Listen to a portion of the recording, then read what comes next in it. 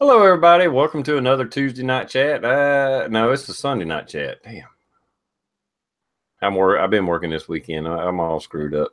Anyway, because I was about to say, damn, I forgot to invite Rosie. Anyway, I got Rick and Blue here, and there's a couple other invites out there. If they show up, fine. If it don't matter. To me, this is a great panel. We're gonna run with it. Anyway, I'm going to let you guys do an intro, and I'm going to start with you, Rick. All right, appreciate it. Appreciate the invite as always. Things on the channel got going on. We just got done doing 3-gun. That was fun. Check out the videos with Dakota Boy and Pop's Quest. Still got the giveaway, Gulch giveaway. Guys, do a VR if you're hunters, want some badass camouflage, whatever the case is. Get that in. Other than that, I got an awesome guy over here named Blue. It's your turn, buddy. Hey, well, thanks for that wonderful intro. Got nothing really going on channel-wise. Just putting up a couple stupid videos here and there. Tomorrow, I don't know if I'll get the video put up or not, but tomorrow we got a leftist group coming in, I guess. It's a town pretty close to me, close enough to where I'm going to make the little jaunt to go. So put that video up and see what happens. Actually, I'm going to show up, see what happens, and then put the video up. I think it'll be good. It'd be nice to see what your area, unless they bust them in, is going to be like, you know. Yeah, we don't think it's going to be much. The local task force and everybody, they did, I don't know, they do like a threat assessment anytime they know that something like that's coming in. And let's just say that it's a threat assessment, 1 being nothing and 5 being, you know, hang on because it's going to get bad. We're like at a 1.3. So, but that's just with the local group. But I've heard through the grapevine that a lot of, I don't know, Trump supporters are going to show up.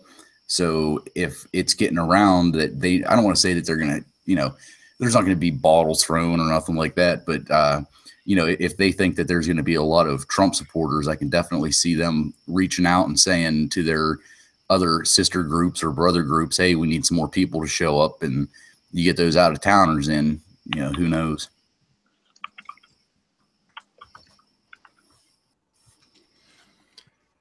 Hey, Pops, you gonna say anything right quick or long?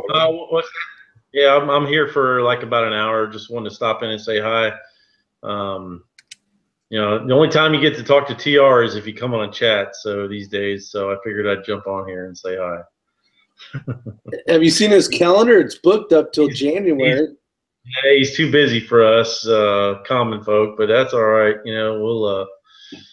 Well, he does have a video out with 100,000 something video, you know, views on it in less than a month old. So he's reaching the big top. I mean, luckily I got a couple autographs on the wall from him while he was a small channel. It was nice. It was nice knowing him and all that. But it was. He was a good guy. Oh, he's right there. Figured I'd jump on here and try to salvage our friendship or whatever. So it's gonna cost you. You don't know how much I hated that that event happened this weekend, because I had to work this weekend. Me and my buddy Tool Monkey, both of us, we was like, because we watched the video, we were talking about it, and was like, ah, damn, yeah, we'll go down there and watch them do that, you know, or whatever. And then got to figuring up the dates, and I was like, well, fuck, we got to work. Hey, Roger. Hi, we miss you. By the way, birthday boy today. Hey, no. You sucker. It's his birthday. He would never tell y'all. So look how red he just turned. You just turned red. 25 again, huh? Yeah, I made it one more trip around the sun. So. Tell them what we gave you for your birthday. They gave me. I got some collapsible hiking sticks, which is really cool. I always wanted some. Can you mount a shotgun on it?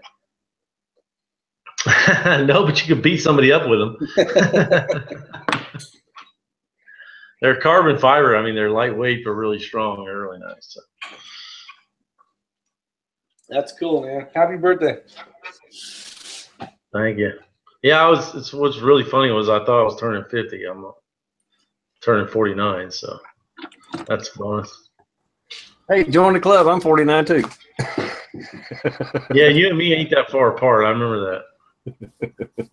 Hey, you can just plan. You got a whole year to plan ahead now. I know. I can. Hey, that sounds like a Rick's farm a few party years to me younger right than us, there. I think. How old are you, Rick? 47, 71. What year is it? 2017 to 46. I gave up caring a long time ago. See, I think at this point in your life, you don't really care, so you lose track, and then you Yo, go. that shit. Once it turned that color, I didn't give a shit anymore. I literally had to put my birthday into Google to like get it to calculate. You know, like okay, because I didn't care. Because you know, but when you turn 50, you're like, oh, that's like some kind of milestone. You're supposed to have all these goals. You're supposed to have all this shit accomplished in your life or whatever. I'm like, well, fuck it. It's come and gone, and turns out I got a year left. So yeah. Hey, when you get our age, you look down. That's still working. I'm good. yeah. True. Yeah, I don't really care anymore. Well, I will say this: I'm glad I got into the competitive style of, enjoying my firearms before 50. I look at guys like Mark, MPG, and I forget the numbers after his. I look at guys like that, and I'm like, or the reloader dude. Well, he might be the same age as me. He's probably older, but I look at some of these older guys, and I'm like, hell yeah, there's still some time to enjoy this shit. I kind of feel like I came to the table a little late in life, but man, oh man, all I did today was think about like sell my cabinet business, buy a fucking plantation, and fucking put on pistol matches and shotgun matches. Can I work there? I'm like, I know. I'm like, oh man, how could I do this the rest of my life? I don't know. I'm very addictive right now, but it's awesome time. Yeah. Well, I got you two guys here. Y'all can, by all means, especially since you're probably gonna cut out early, Pops.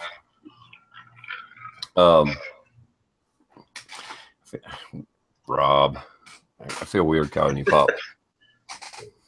I know. Anyway, like he's an old guy or something. Yeah, I'm like a few months older than him, and I'm calling him Pops. It don't feel right. Anyway, hey, Pappy. Yeah, my girls call me Poppy. If you guys want to discuss the competition and all that, just go right ahead, man. Y'all take over. We'll kick back and listen. It don't matter to me. Well, let me start. Just go ahead. All I gotta say is this: watching you and Coda Boy was like watching kids at Christmas time open what they already knew was in the box. That's a good way to put it. Yeah. Man, that time, there's one sound in the world that takes guns to the next level, and that's that little fucking beep. If you've never put yourself in that position, and I'm saying you ain't got to videotape it, you ain't got to put it on YouTube, you ain't got to tell nobody. You could sneak off one Saturday and do it all on your own and never tell nobody. Because some people, just don't want other, I don't know, it's the public nature of it. But I enjoy being on, like, fucking, I enjoy sharing everything, so I don't mind it. But if that's holding you back, just sneak off one Saturday and go put yourself in a 3-gun, because especially if you get to go to one of these huge, like, plantation kind of events, that's the most awesome, most beautiful. It's like going to Farmageddon. Every stage is like a new Farmageddon setup. I mean, it really is. And I didn't have to do shit but show up. I mean, that's honestly the way I felt. It was really, really, really, really cool. But man, awesome. I'd say Pops did really good on the pistol. I could tell you have shot so much better since the first Farmageddon to yesterday. Like your whole concept of actually shooting not correctly, but you know what I mean, like competitive style shooting has gone way the hell up. Like, you did great. Yeah, I appreciate that. Hell. Yeah, I almost shot you right there, but I was like, this is only a test. but no, I appreciate it. I've loved the process, man, and you know, I don't know what to say. The first time I've ever been introduced to a buzzer or anything was when you came down to the farm. So it's kind of all your fault, really, when you think about it. Yeah, I didn't want to say that, but yeah, I'm kind of have to own that one, I guess. But you can do that with pride, because if you ever get the ability to introduce somebody to that style of shooting, I mean, you should feel good about it, because they're going to experience something they've never ever thought about experiencing before, and it's a good thing. So I don't know what to say about the whole thing, except for that it was so much fun. Individually, I mean, Rick runs the shotgun like a lightsaber, like a Jedi master. You know, but what's funny is,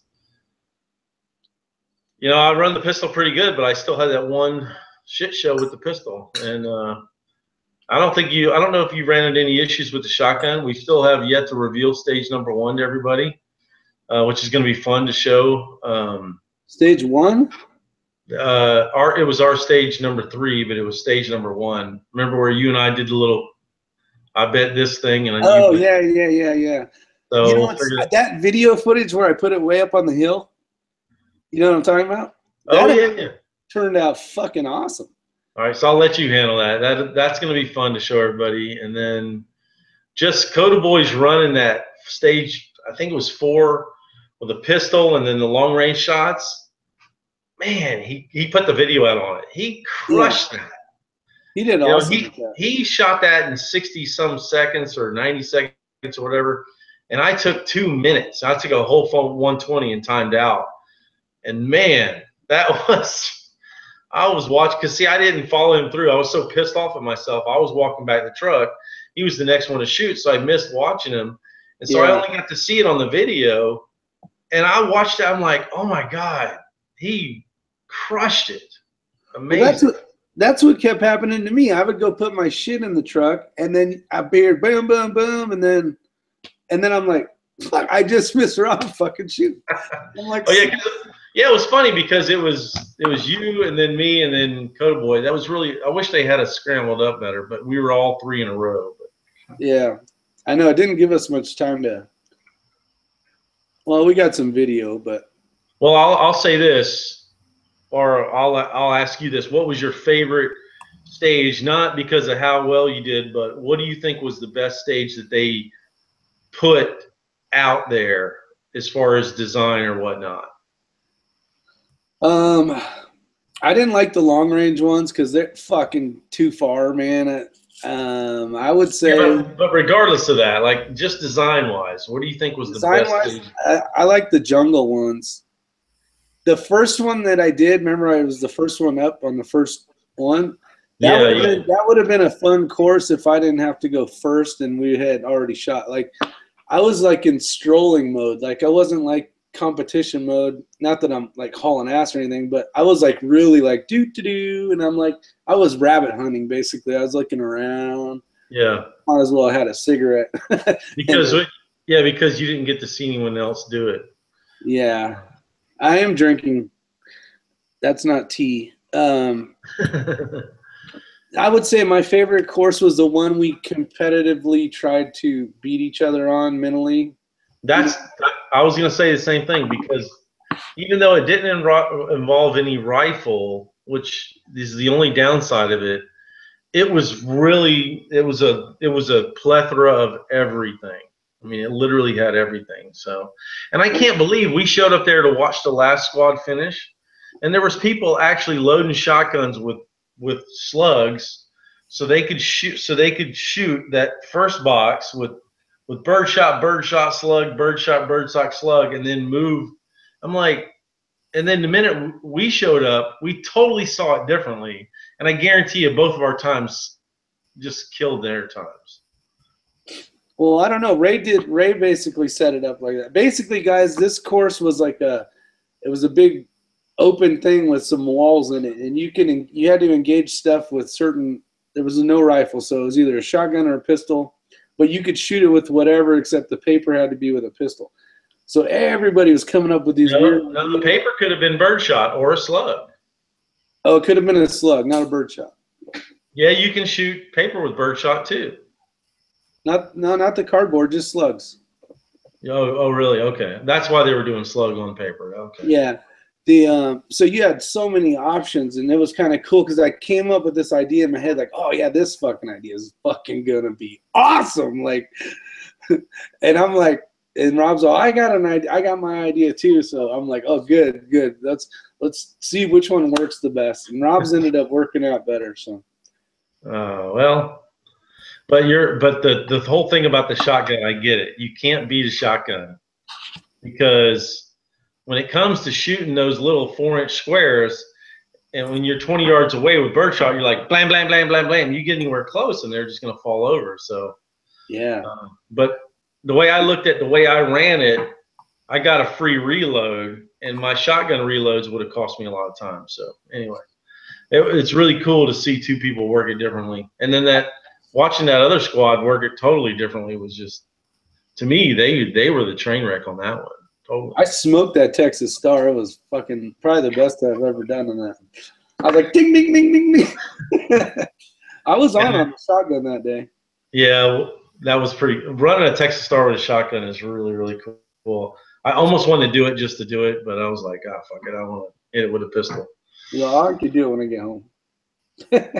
Yeah, I can do it later. It's all good. Yeah. But Ray, well, you did too, but Ray was the first one to take that next stage after that and drop the 2 poppers, and he threw 2 clays in the air and shot them with one bird shot as they were crossing. I'm like, oh my God, that was crazy, because I was dropping them and then hitting it and then dropping them and hitting it. He was like bang, bang, and then boom. It was the coolest thing ever.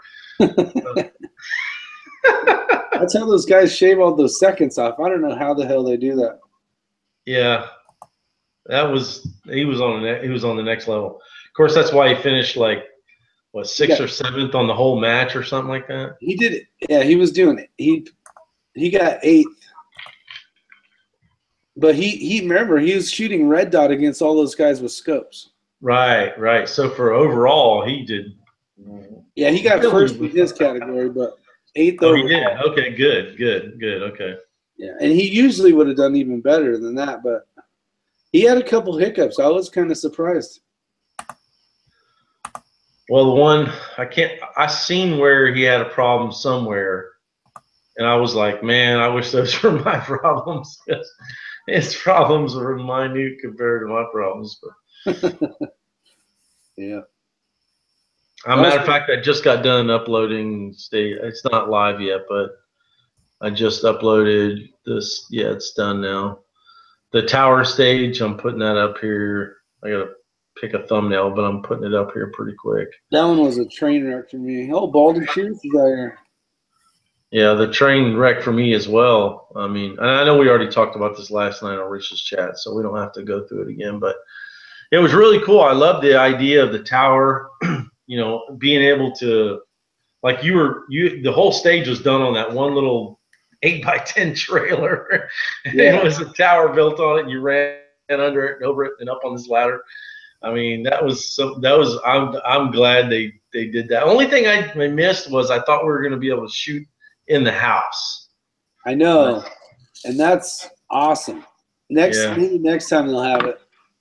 And I didn't see the house. I didn't even know where, because 2,000 acres. I'm sure it's out there somewhere, but like we never drove by the house, so I couldn't say, "Oh, that's the house," you know. So. And you know what's weird? When we went left and went up the hill when we started, you know, by the main check-in.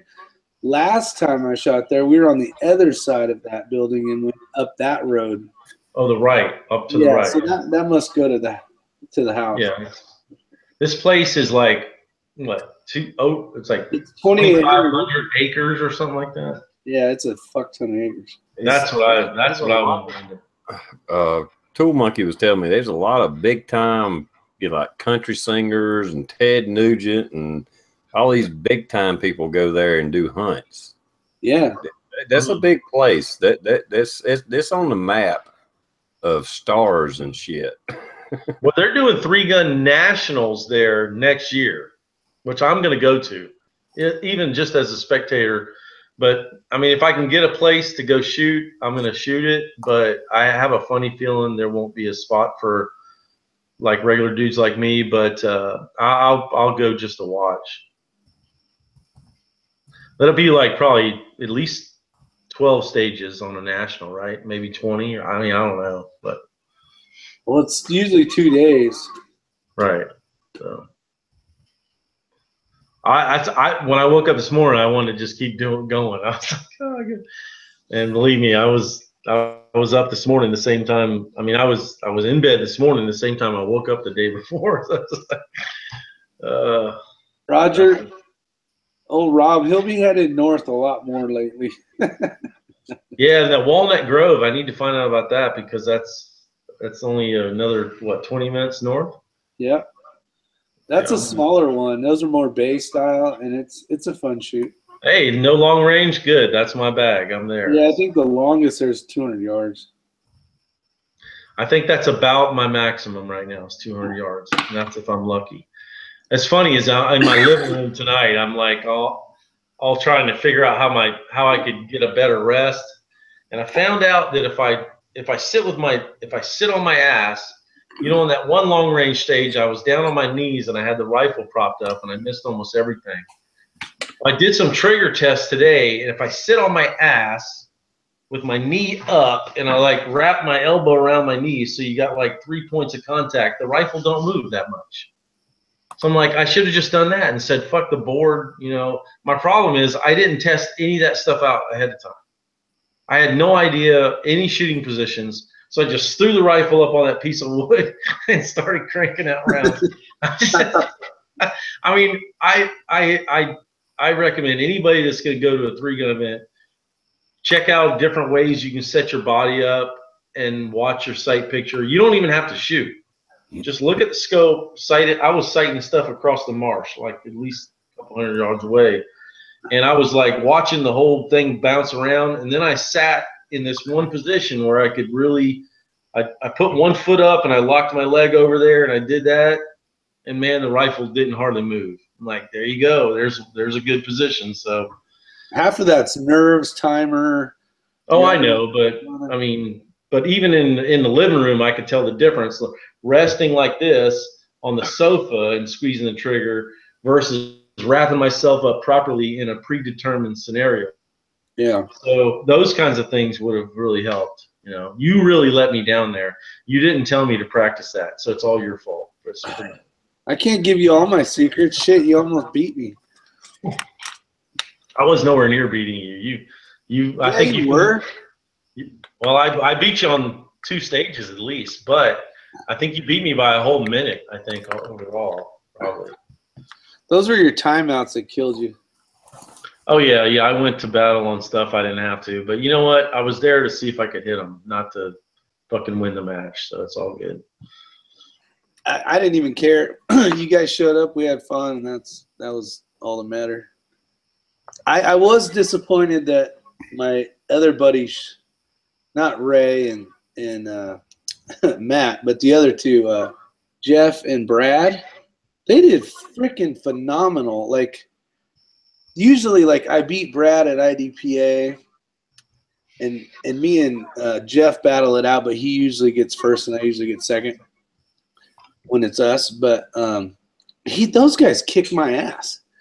I was like, where did they get all the time? Like, I know I had quite a few malfunctions, but you know, I just think it's little bits at a time. I mean, literally, you get a 20 seconds here, 20 seconds there. By the time you 6 stages, you got a minute on somebody, and then the penalties too, because some penalties are like what, 10 seconds or something like that. Yeah, those hurt. Yeah, so failure to engages there's no reason to ever have a failure to engage penalty at all. So for every one of those, you should erase all those. And, because you should just say moving. The best thing to do when you go after long range targets, when you get in, just aim at them and say, I'm going to I just tell the RO my first 6 shots are going to be at every target, and then I tried to tell Ray that I'm like, listen, when I get down on this knee, the first 3 shots, but he was watching me shoot at a target, and he knew I didn't, so it was kind of bullshit. But I was like, listen, when I come up here, I'm going to shoot at every target, and then I'm going to actually try to hit them, But so you have to game it a little bit, I think, is the bottom line. Yeah, that's what I was thinking. That you would just because I seen Coda Boy seemed like he was stressing over actually hitting the target, and I was just like, fire 2 rounds, move to the next one. I don't give a shit if you hit it or not. I think that's probably less of a penalty than. I don't know if I didn't explain it, and I don't know that much about it, but. Well, if you spend 10 seconds shooting at one target, you might as well just engage and move on. So yeah, that's what I was thinking. Shoot at every target. Period. Whether you hit it or not, shoot at every target and move on. Well, I was pissed because Roger, the target was in the grass. You couldn't even see the target. Like when you were laying down prone in the Suburban, I'm shooting all over that grass trying to find the fucking orange thing that's not there.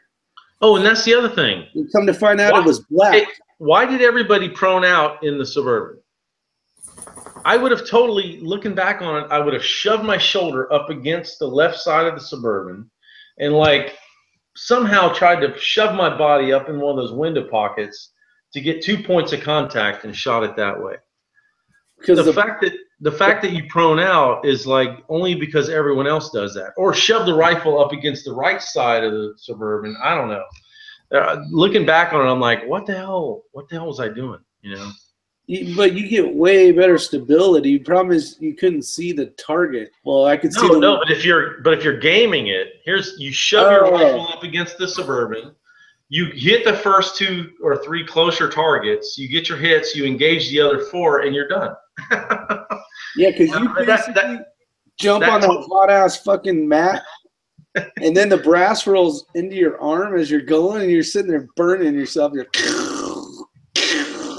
Yeah, and so I sat there in a prone position and took it like a bitch for like a minute, But you did good on your shotgun. Your shotgun looked pretty good too. Yeah, even though I took out the fucking whole target, but yeah, Rob did shoot the 2x4 that holds the freaking target on there, blue. Then we got to break. We got to break after that. Everybody had to sit there and wait on a 2x4 to get delivered.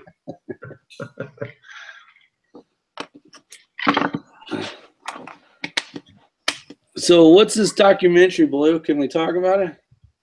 I really don't know anything about it. I don't either. Are you talking about the Matt that we all know? Yeah, it was Resist the Tyranny. He was supposed to come out and say this is when it's, and I thought it was this month. I could have sworn that the chats that he was on, it was this month is when it was supposed to happen, and I haven't seen. Well, I just saw a video from him the other day about he's doing a giveaway or something, but I haven't seen any updates on that little spot that his group got. That's cool. Maybe TR knows some more about it. Yeah, he got his. I know he has that 10,000 subscriber giveaway deal. He reached 10,000. I didn't think he was still making videos. I guess he hadn't been here lately. Yeah, he slowed down a lot. I know that. Yeah. What was the question? I'm sorry, I had to go take a leak. That documentary thing. Do you know anything about it? I don't know when it's coming out.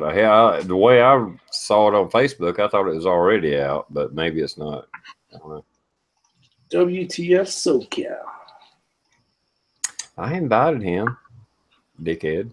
Get your ass in here.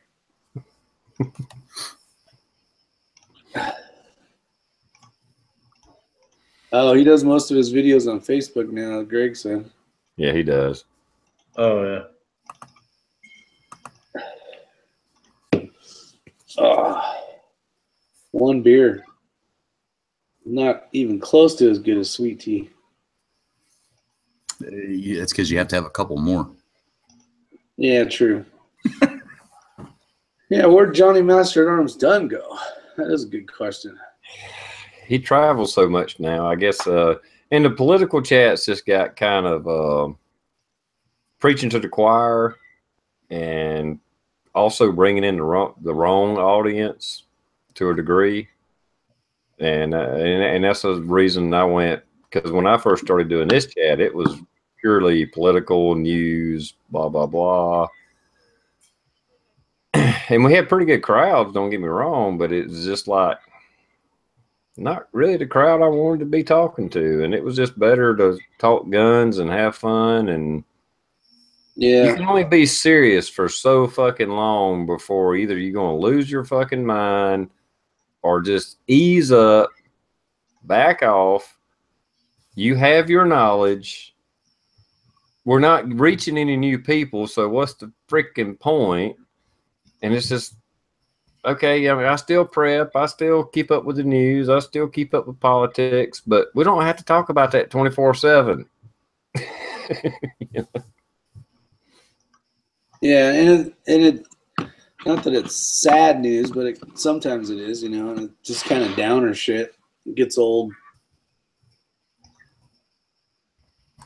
Yeah, I don't even fuck here. In a few months, I'm gonna be 50 years old. I know this fucking world sucks. Let's just try to have a little fun in between. We can get serious every once in a while. We do on Tuesday nights a little bit. We talk about the economy and politics a little bit on Tuesday nights, and then the rest of the time it's like, yeah, life sucks. The world's a shithole. Let's talk about guns. Hell yeah. Let's talk about blowing some shit up. That's right. That is a fact. Talking about blowing some shit up, old fat man, he said he got some, it wasn't tannerite, it was something else. He's like, does Rob want any tannerite down there? I'm all, Rob's got about 500,000 pounds of that shit. He don't need any of that stuff. I'm all, go blow it up. He commented to me. I meant to tell him bring it. If I could bring that shit, but I have a lifetime fucking supply of that shit. I make my own too. I order ammonium nitrate and aluminum powder. I make my own shit. So. You have a message, sir. So yeah, he's welcome. Hey, the bottom line is, anybody come to Farmageddon, you can bring whatever you want. I don't give a shit. Bring a fucking Sherman tank for all I care. That would be awesome. I want to see someone bring like a Huey in with a belt-fed freaking 50s on it and just kind of come in. That's part of the course, like lifts you up, takes you off, and you fucking hose. You got a hose. Your boy Ray said he could bring some belt-fed shit. So. Oh, I better not even talk about it, but it's all legal. But yeah, his boss has a fucking armory, and he's the guy that runs that shop part. So yeah, he has the keys to magic. Did he say he wanted to come? He did. I talked to him. I'd love to have him there. I mean, as long as he wouldn't think it's like a serious event or nothing, I wouldn't want him to get the wrong idea, because I know he's a serious shooter and everything. But he knows it's a shit show. If he likes to have fun and party and stuff, I'd love to have him, especially if he can bring some shit like that. Yeah, he's got some skills, that guy. He's just well-rounded. I mean, I'm amazed when somebody's good at something, but when they're good at like a lot of things, really at that level, yeah, that's pretty awesome. It really is. Yeah, he did say, I don't even know if I spit it out or not, but he's like, you know what? I enjoyed your friends. I was like, oh, cool. Good. He's hard to get into, because he's a police officer, so everything's like he not triple checks everything, but he's very like cognizant of everything. Yeah, I was hoping he wasn't feeling like he was having to babysit us. So every time I got up there, I'm like, yeah, I'm ready. Let's go. Fuck, I didn't want to. It's like, yep, let's go. I'm ready. You understand the course fire? Yep, let's roll. I didn't know what the hell I was doing. I'm like, yeah, let's burn this bitch down. That's go. Right. I might miss a couple. Forgot there's a couple targets. But fuck it. Turn the fucking buzzer on. Let's roll. Let's rock and roll. Yeah, Roger. You know what's funny was at that on stage 1, which was our stage 3. When I got done, he actually said, "Man, that was a hell of a run. You did good." And for him to say that, I was like, "Fuck yeah, that's nice to hear him say that. That was cool." Yeah, you know what I got as I was driving away after the gas station? I got. You know what, Rick? Or did I already tell you? Probably. He's all, I was half hammered last night. Pretty good. You impressed me. You've done a lot better with the pistol. He's all, but you didn't do very good with the shotgun. And I was thinking, I'm like, fuck. I'm like, what a dick. And he's all, no. He's all, really. He's all, you weren't figuring out where you needed to reload. You know, he was like really critiquing me, and I tell him to do that. You know, Yeah. but I was like, I knew my shotgun was good. You know, like I felt like it was good, and then he's like busting my balls on it, like, yeah, you did okay. I was like, fuck. Dick. Well, he's talking about stage 1. He's like, you should have smoked that pistol guy, and you didn't do it. So he even came afterwards. He's like, you can't beat a shotgun. You can't beat a shotgun. I'm like, well, I just fucking did, so whatever. But the whole point is, if a guy can run the shotgun, you know. Yeah, I bobbled some reloads. Well, yeah, but you had to run. You ran 2 different platforms. You ran pistol and shotgun. But I guess the whole point is, like, if you have the same amount of targets, and they're not easy targets for either one. I mean, a shotgun. I mean, think about it. You know, 10 yards away, you're blasting shit with a cone. So, assuming you can reload quick, yeah, he's absolutely right. I mean, you can't outrun a shotgun. Yeah, at his level, he would prefer the shotgun. I just don't understand why y'all reload the way you do. I still just don't understand that. I don't get the whole weekend reloading thing. It seems like it takes longer. I will say this, and I haven't tried it. I can't say that I would be any better at it because I haven't even practiced at it. But I know me and guys at work were watching some of the videos, and it's like, I know I'm not critiquing because you probably still smoke my ass. Don't get me wrong. I was just thinking, I think I could go through that with my Mossberg 500 faster than these guys. They're spending more time reloading than they are shooting. Just feed a shell in at a time, you know. Boom, well, Roger, some of those shotguns, when you're shooting the target that's coming up, you have to shoot a slug in. If you plan it right, you either do it in the beginning or the end, but somewhere in there, you have, not all of them, but you have to throw a slug in it.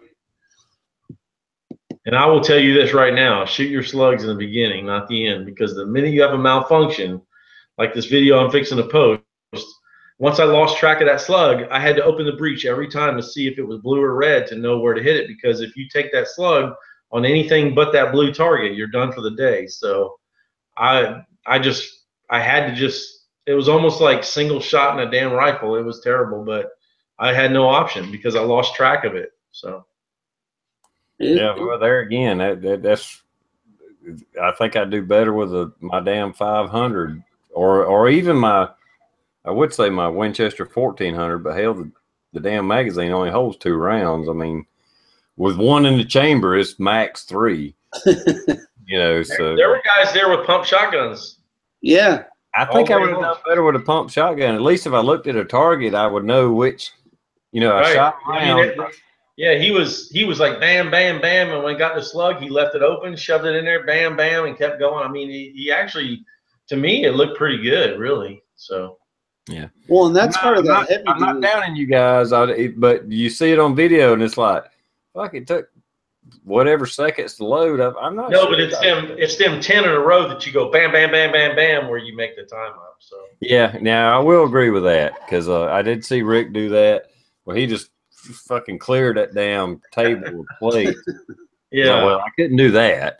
Yeah, that's where you make up them 5 seconds. So trust me, it's worth getting to know the semi-auto shotgun because it's the best of both worlds if you run it right. Well, every time you saw my hand go down, Raj, I was loading 4 shells too. Yeah, I know you were, Rick. I've seen you do that. Well, sometimes 3 because one would fall out of my hand, then I'd be like, "Fuck!" The first 2 I grabbed, one dropped on the ground, and I loaded one. I'm like, fuck. And then I went to grab 2, and I grabbed 1. I'm like, Jesus Christ, I'm loading 3 one at a time. But then when I went to reload again on that very first stage, I actually was able to load 2, and man, I felt better about that. I'm like, okay, this is what I've been doing in my damn living room these last 6 months, and I'm actually doing it here, walking down the road. So, but anyway, it was that was fun when I was actually able to load them right. Yep. Well, now with those poppers, Rob, at Farmageddon, that one, your jungle course, if you want to call it that, or the hard target course, or whatever you name that thing, you could really throw that thing. Could be badass for shotgun and for pistol. Oh, dude, I'm gonna get some of those clay throwers. Those can't cost that much. I mean, they're cheap. I have to have some of those. Those are awesome. Every target's going to have one behind it. It's like literally every target you hit's going to throw a clay in here. We're all shit, Rob. We're on a pistol course here. What the fuck you want me to do with these things? You want me to shoot them? Let me ask you a question. Okay, especially Rick, you've been through this. If you shoot birdshot at a slug target, does that disqualify you? It's a miss. Okay, fuck it. If I ever go to one, I'm not even taking slugs with me. I'm just taking birdshot. Yeah, I guess you still get the engagement. You just get the miss. So that's actually not a bad strategy. You just roll through their birdshot and say, fuck it, I'll deal with it. Yeah, and it'll probably be because I don't know if you ever looked at the screen on that, that little Palm Pilot thing. Even for shots, it'll say like under 40 yards, over 40 yards, over 100 yards, over 200 yards, and those scores will vary. So like anything under 40, I think was 10. It was 10 seconds, and then the failure to engage was a different line. Yeah, just never. The golden rule is never get any failure to engage penalties, because those are just. You're literally just fucking yourself on those, literally. But what little bit I've gained from looking at some of your videos before, and they're still coming out. That's what I was thinking, because I know I commented on Coda Boys. He was like so concentrating on his long range shot. I was like, fuck it, pop 2 rounds and move. It just be misses, because I didn't even know. But I was thinking if you don't shoot at a target, it probably was worse than missing. I don't even know if you added up all the targets by 10 seconds, if it even added up to 2 minutes. Does it? Or is it more? I mean, how do they come up with the timeout time? It seems like every stage was 2 minutes to timeout. So there was some 160s in there. Yeah, which is 120s. There was a 190. Well, yeah, 120. That's 2 minutes. So and then 2.5 minutes was the other one. I think 2:30. I don't know. I don't know how they do it. Somebody comes up with that. It seems like the penalty time should be added up, and that's what should be the overall time. But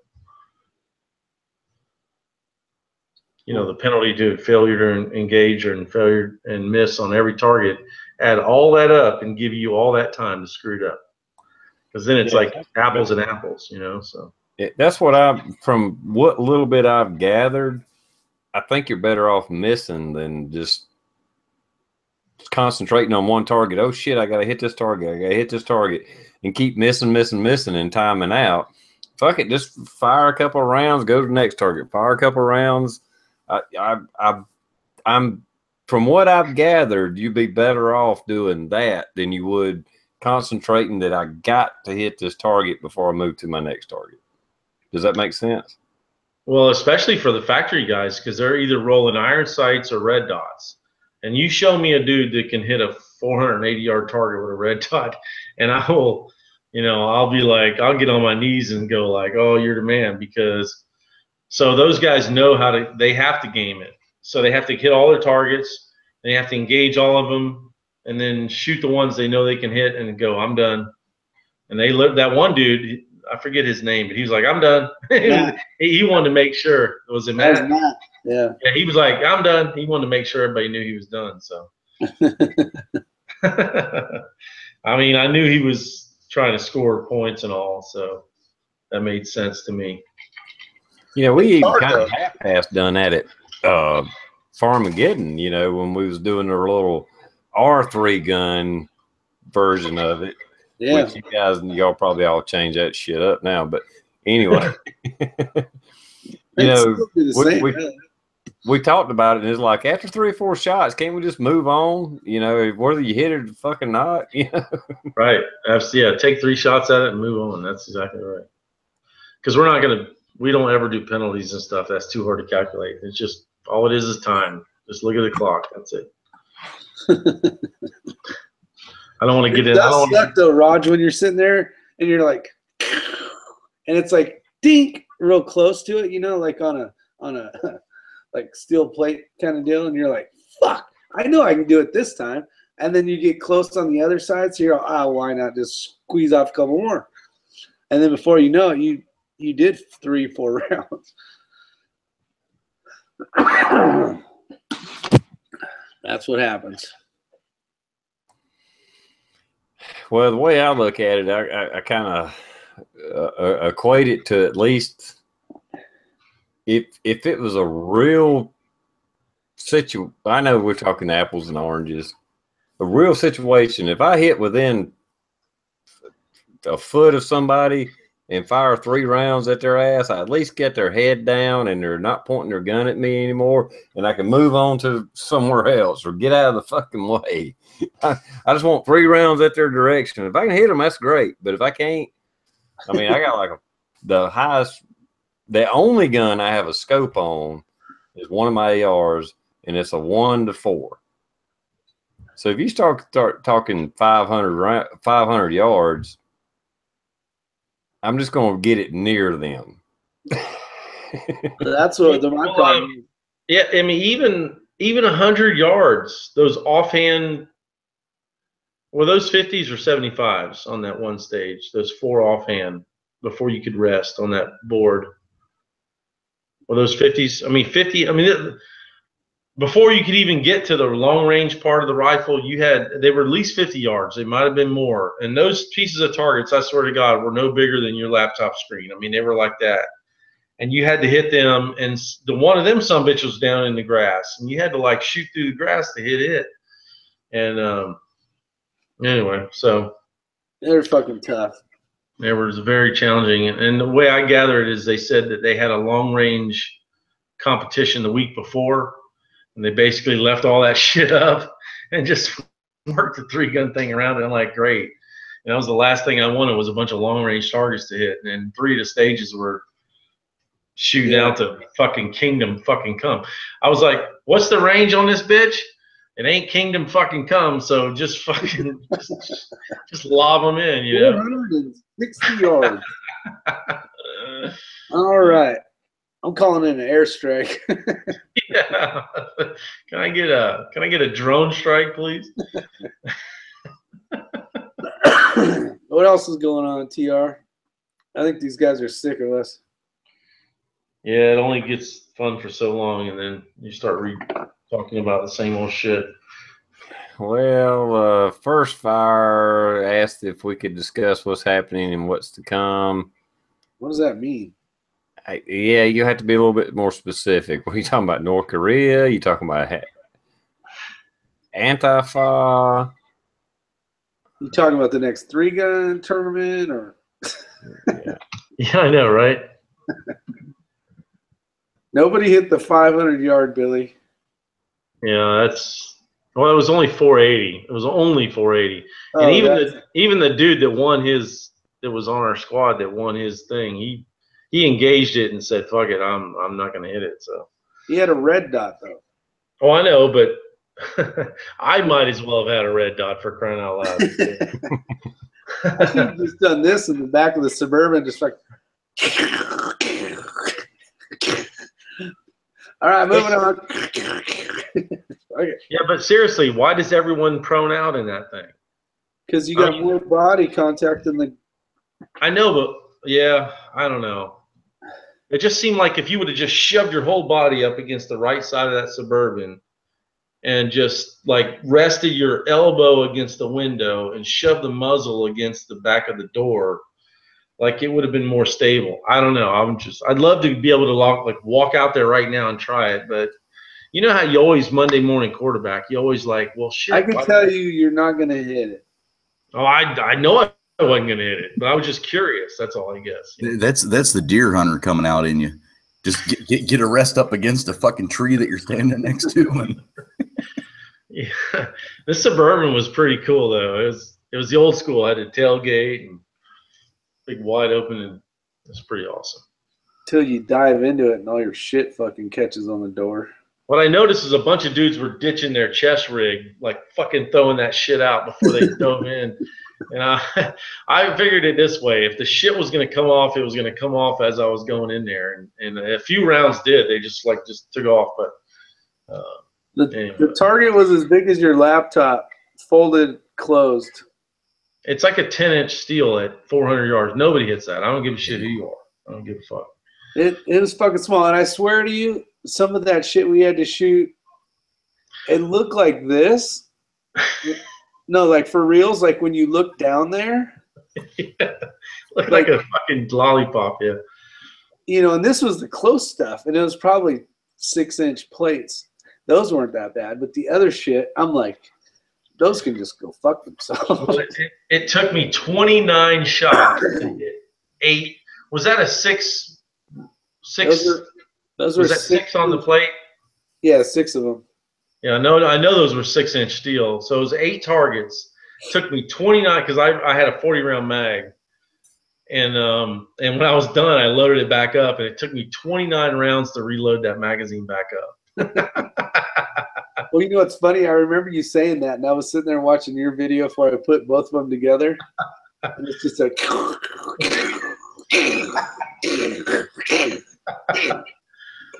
But it took me 16. It took me 16 to hit those 8 targets, I think. Yeah, it was offhand. Those are tough. But again, I should have sat down on the ground, took that little position, because there's no rule against that. You could have. You just couldn't touch that barrel. Just couldn't touch the barrel. Again, I should have just got on the ground and done it right. I mean, but you had to stay in the box, so you couldn't go to prone because your legs would have been out the box. You had to sit in a 3x3 box. So anyway, all the shit that you could have done, you thought about it afterwards. That's the bottom line. AZ Patriot, don't be sad. You could have went. Yeah. Man, Arizona's big for guns. Yeah, all those competitions. I mean, they got it good out there. There's shit throughout the week, weekdays and everything in some of those places out there. Oh, man, I had a good time. I feel like we should talk about something else, though, because we just tried that, and then it kind of traversed right back. I know. That's what I guess it wasn't a very strong topic. So, Crazy Scotsman wanted a gun check. I mean, I don't know if y'all are into that or anything. Gun check. Look at everybody having to turn around to grab something. It should be on your goddamn hip. Well, I got like 15 right here. How about that? I picked my favorite one. I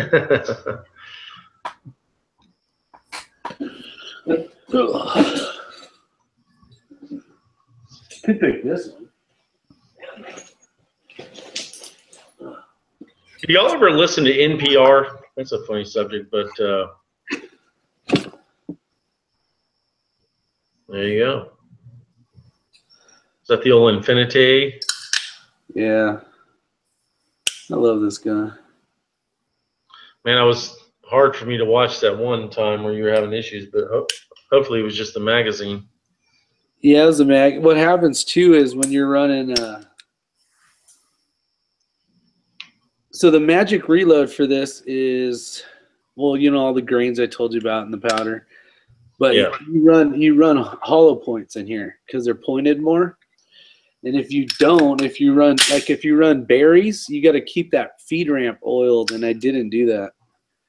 So it was partly the mag, and then partly me being a dumbass. I always wonder why guys run hollow points. That seems real expensive. To run They're the hollow same points. price when you're reloading. Not where I buy them from, but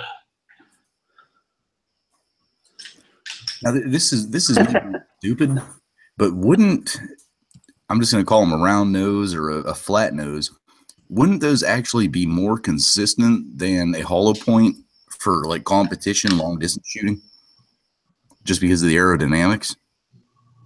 Well, what do you I've think seen, the longest I've seen a lot of dudes running hollow points in competitions, and I don't understand why. But they shoot more accurate in this gun than they do flat. You know, because 40's a flat head, flat nose. well, even Nick at the farm was running hollow points, and I asked him, I'm like, why the fuck you bothered with hollow points? You know, apparently there's something to it. I don't know what it is. If Alden Curious is out there, he could tell us. He knows this shit. If you buy in bulk, not the little 100 packs, but if you buy in bulk, hollow points aren't that much more. You know, if you're not buying Hornady XTPs or Golden Sabers from Remington or whatever, but if you just buy bulk hollow points, they're only a little bit more. Or they used to be. I hadn't. Well, Extreme Bullets has got those hollow points that look like an Allen key, you know, inside there, and they are pretty cheap. But I just I'll tell you what the magic thing is. They're the Precision Delta bullets, 180 grain jacketed hollow points. That's what works in this the best. that sounds expensive. Well, that's what Ray shot, and he's not. Yeah, but Ray wins his bullets for free, so it's not really fucking. That's true. 40 Hey, what weight bullet are you running on your 180. AR? Oh, yesterday I ran 68s. 68s, okay. No surprise, but I've ordered a couple different bullets. So I got to try to work on the accuracy for the AR, and then I got to work on myself. But anyway, I was just curious. Yeah, that's a 1-in-7 twist, 18-inch 223 wild barrel. I want to get that other gun working better. Is that what you ended up shooting yesterday? No, I ended up using the LaRue and shooting federal military surplus ammo. So, I mean, I wasn't expecting much, and but. Well, that's what I mean. You don't go out there to win. You go out there to learn what's going on and have fun, and then learn. Now you know what you need to practice. Like Coda needs to practice his shotgun. Like his shotgun was probably the weakest for him. Pistol. He let it go to lockback. I never once got a lockback on the shotgun. I was always cognizant of how many rounds. I was always feeding it like a monster, feeding, and it never locked back. So that was the one good thing on the shotgun for me. But he had like 4 or 5 lockbacks, and every time it happened, I'm like, fuck. I was like, I hated it for him because he would fumble with it and all that. Yeah, that's. Yeah, I did it once or twice too. Those shotguns. Problem is I don't go through the. Oh, go ahead, Roger. I was just gonna say those shotguns y'all use. I mean, if you use them enough, you get familiar with it. But it's weird how they load and chamber, and you got to hit this button, you got to do that, and it's not a simple operation once it locks back. It's a weird setup. Yeah, because you got to basically throw one in, close the bolt, and then you got to hit that button so it'll. Well, if you haven't put anything in yet, it ain't gonna even let it come out. Yeah, that's what I'm saying. I mean, there's like extra steps in it. I'm not saying it's bad. I'm just saying that I know the last time I was at the farm and using it, it was like what the fuck? I mean, was this a fucking computer or something? You got to hit this, you got to do this, you got to pull that back. What the fuck is this? I'll tell you what. So, I'm used to putting shells in the bottom, and you hit a button. Even on my auto that I have, my semi-auto, it's just like a fucking pump. You shove bullets in it or shells. There's one button you hit, and it'll chamber around. You can put another round in it if you want. This one, no, you got to pull this back. You got to hit this button. Then you got to do this. Then you got to like lift your left leg up, and then it'll chamber. Hey, TR, if you ever go with us to this thing, I'm bringing you a double barrel shotgun to run. I'm just taking my Mossberg 500.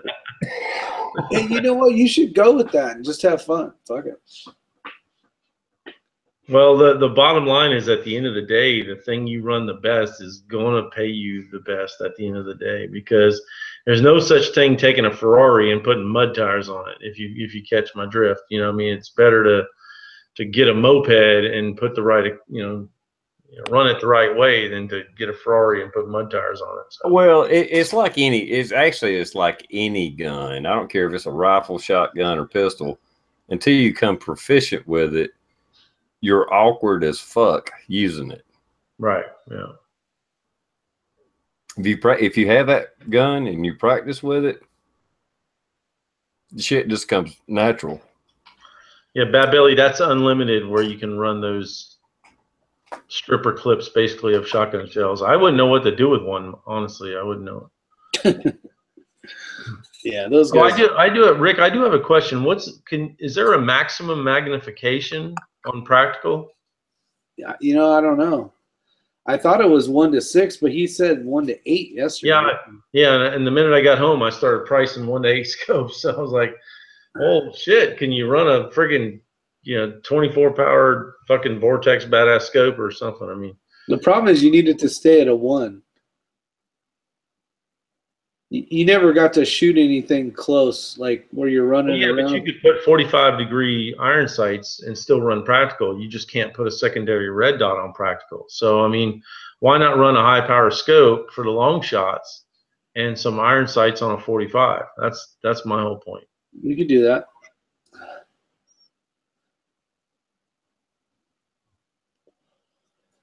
True. First Fire 508 wants to know about the upcoming collapse. I mean, we could talk about that, but well, I mean, I wouldn't know what to say. Eventually, it's coming. Yeah, so I mean, that's like predicting an earthquake. I mean, what are you going to do? Yeah, it's coming, just like Yellowstone's coming. Yellowstone, well, eventually will pop off. We don't know when. Well, first fire, I mean, these are talk about real shit. We're talking about unknowns. I mean, it is known it's going to happen, but it might be 20 years from now. Or it might be next month. It might be tomorrow. Fuck, I don't know. You're talking about Yellowstone like as in the volcano part? Yeah. Well, that's not what he's talking about. He's talking about financial collapse, but they're dragging this shit out. We don't know how long it's gonna fucking last. And as much as I'm into prepping and I've looked into all that shit, I finally got to the point I don't want to fucking worry about it no more. I got some food put back. I got water preps. I got solar, blah, blah, blah. Right. I've got to the point where I don't fucking give a shit anymore. If it happens, it happens. If it don't, it don't, but. That's right. I mean, the way I look at it is if you're asking a question like that about the upcoming collapse, and now he's got a question about Muslim invasion. I don't really know how to answer that, but if you're worried about an impending collapse, just get your stuff in order and then don't worry about it no more. Yeah. And even the Muslim invasion, yeah, it's happening.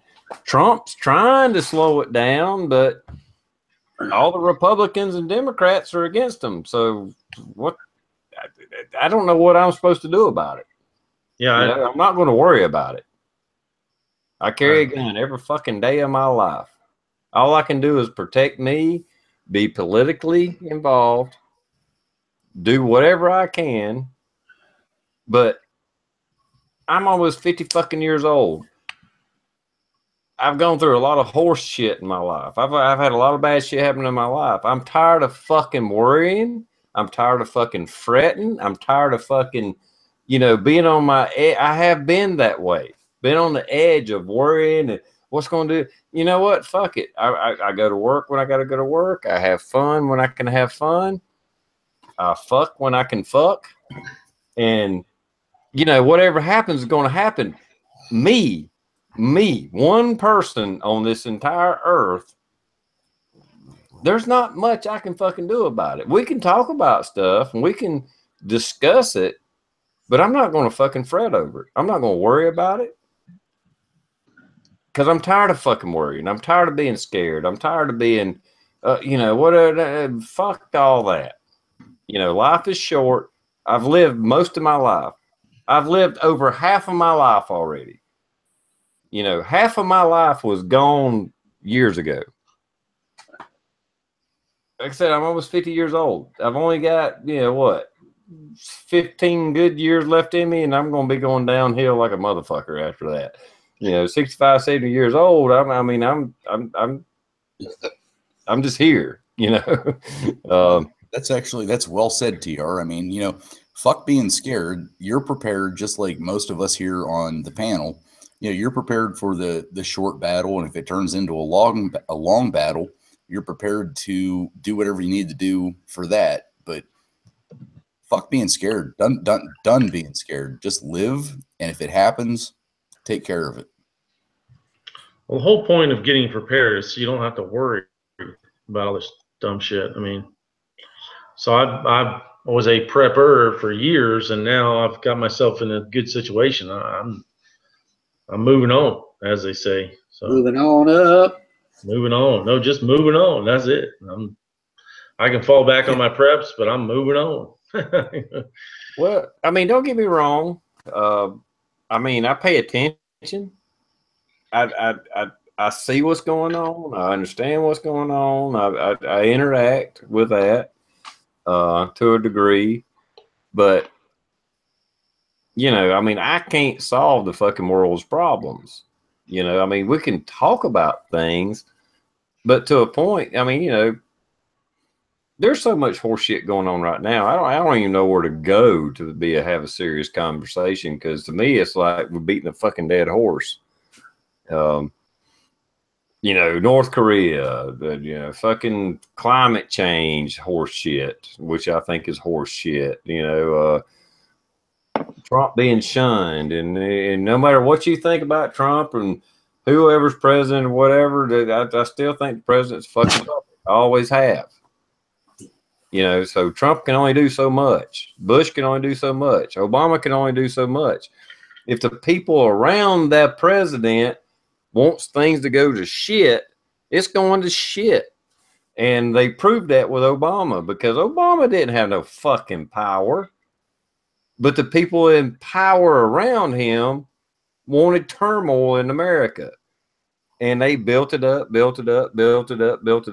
Okay, we get Trump. He said some bad things. He wanted to grab a woman's pussy. So that's all it took. And then he wanted to restrict immigration, just not letting in any Tom, Dick, and Harry and terrorists in the fucking United States, so they can run with that. So we got all this fucking tension built up through Obama.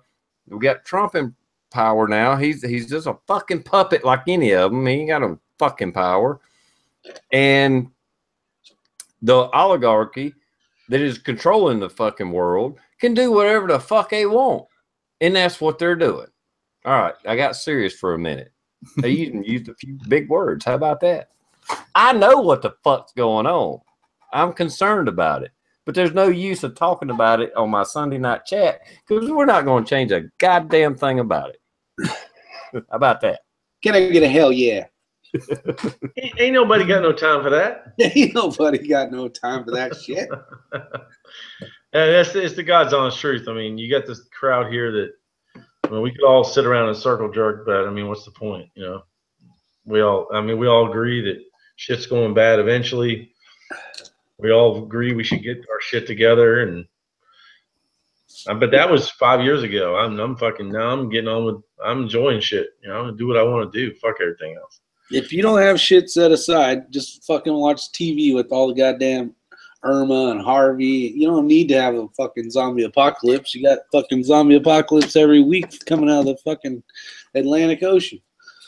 You do one of two things: either get prepared or go ahead and research the closest fucking FEMA camp and plug it into your GPS.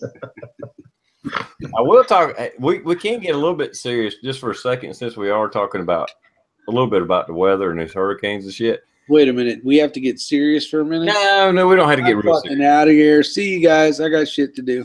Y'all are breaking up. I'm having a hard time. But I know Rob and Rick. I'm sure Blue. He kind of be on the inside, so he know better anyway. I've seen a lot of stories and stuff about you know, they have these shelters, you know, for hurricane victims and all that.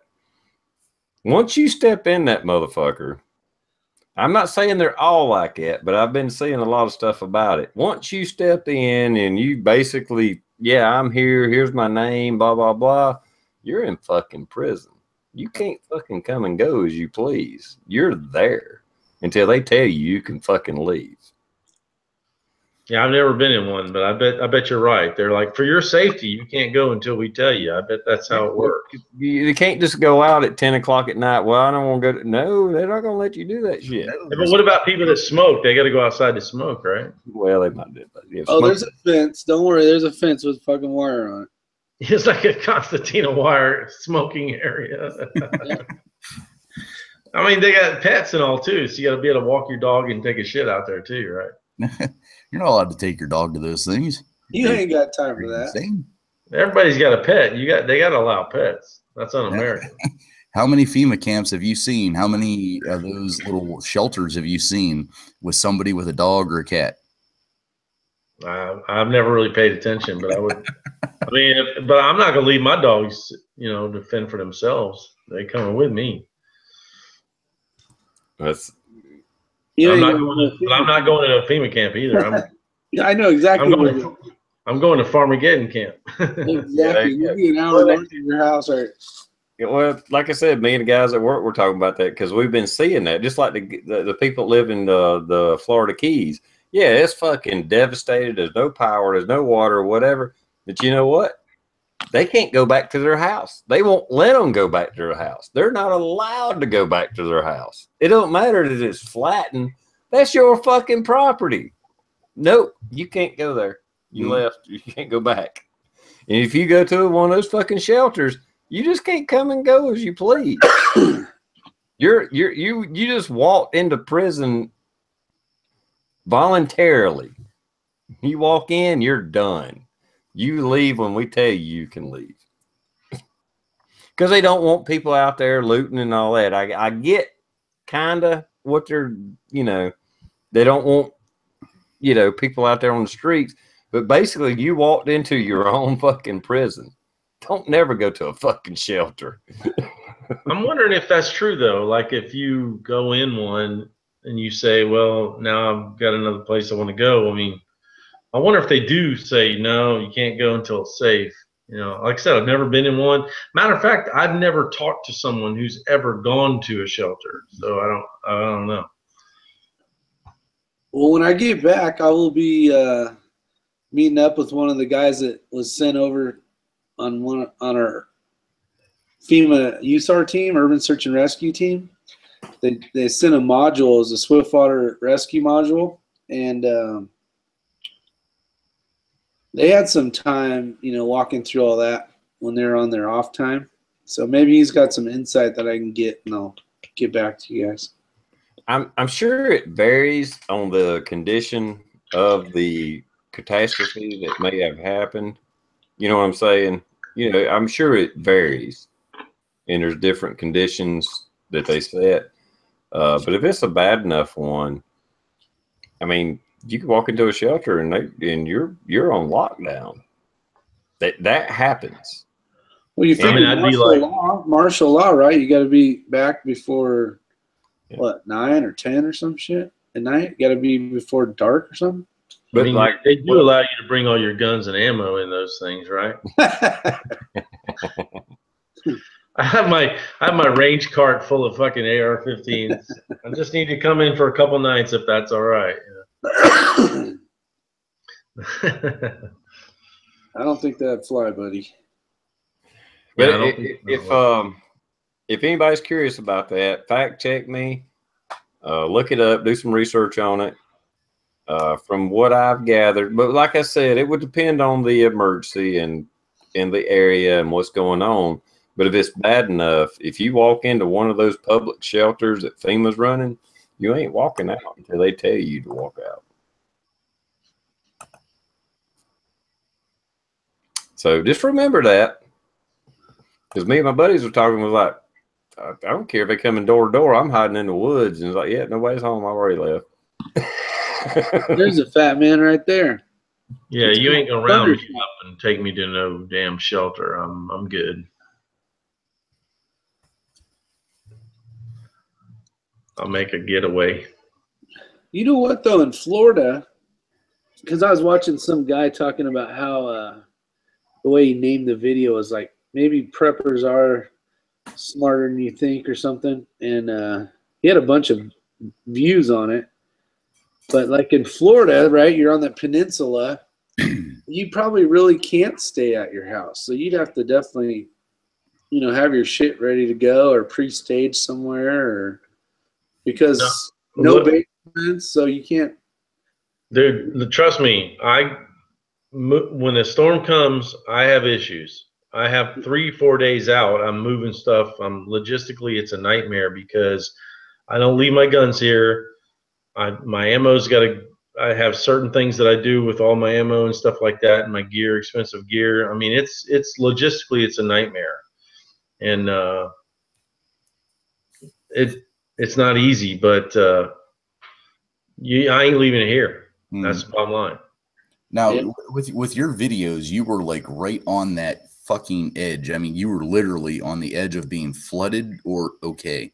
Your neighbors just next to you looks like they at least got, if they have a basement flooded plus maybe a little bit of the first floor. I mean, there's no basements here. They were 3 inches from having water in their house. So after I don't talk to the lady next door. I hate her. I wish she would die. But the people next to her are pretty cool, and they are on the same level, and it's like 3 inches. So She's actually in the external, Rob. She said hi, and it was nice to see you and everything.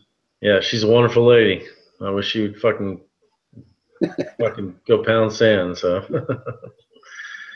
that bitch, she called the tree police on me. It was terrible. I could tell y'all stories that you would just be like, I would have shot her in the face, but it was horrible. It was horrible. And then she's like, now she's getting older, and she's like, her health issues, and she's trying to make friends with my wife. And I'm like, you tell that bitch to fuck off. Do not give her the time of day. I mean, she could be dying in her front yard, and I would literally drive by. I ain't gonna lie to you. Wow. Is she an implant? No, this bitch been here forever. Oh, really? That's the problem. Yeah. She thinks she owns like a little part of our soul because she's been here longer than us. Well, she can kiss my ass. Yeah, it did get close to your house, but it definitely got closer to your neighbor's house, no doubt. You know, you want to know what the funny thing is? That video I watched from Rob's, he's walking out on his dock, and his feet are underwater, and his house is above the water. And then he pans to the right, and the next dock down is like, it's got like 2 or 3 feet left, but their house is underwater. I'm like, well, that's not smart. They were more worried about their dock than their house. I mean, they should put their house on their dock. Well, when you build a dock, you can put it at any level. For some reason, these houses were built in the 50s, and they're just back then there were no flood levels. It was just like a random thing. Well, three concrete blocks high seems about right. Let's go with it. I mean, now you have elevations and floodplains and all that to where it designs the house around it. But my house is built in 55. You know, it's an old house. It's been through a lot of shit then. Yeah, it survived Hugo and all. So yeah, figured. Well, you know what's funny is these big ass oak trees around. When you see my videos, those trees have been through it all. And people are like, "Oh, you worried about that tree?" I'm like, "Fuck no, that tree's my protection. All them trees will protect. All that wind. Those trees just stand right there. 200-mile-an-hour wind. They just sit there and go whatever." Those trees, those big oak trees, are very much protection for these houses. Well, if they ever start going bad, just call Rick. He'll come up and take care of them for you. Yeah, I'll trim those fuckers up. I had a chainsaw in my hand today, matter of fact. Oh, Lord. Yep. I didn't get a phone call, so it must not have went too bad. Yeah, I got some rules around this place now. Must be 200 yards away from the house before you can start a chainsaw, and the wind's got to be blowing the other direction. Yeah, shit happens. Fuck it. My battery on my laptop says I have 10 minutes to either cut or recharge, so I'm gonna roll out of here. Plus, I got to get to bed. All right, man. Thanks for coming on. We're gonna go about another 30 minutes anyway. So, yeah. Happy birthday, you old fuck. Yeah, Thanks, happy birthday, Ron. happy birthday. Yeah, fuck you guys. If you guys are subscribed to Rob, make sure you tell him happy birthday on his latest video. I'm yeah. Tomorrow's Monday, so yeah, I got that to go for me. But y'all be good, or be good at it. Every time you turn the camera on and try to say that, oh, he's gone. He fucks it all up.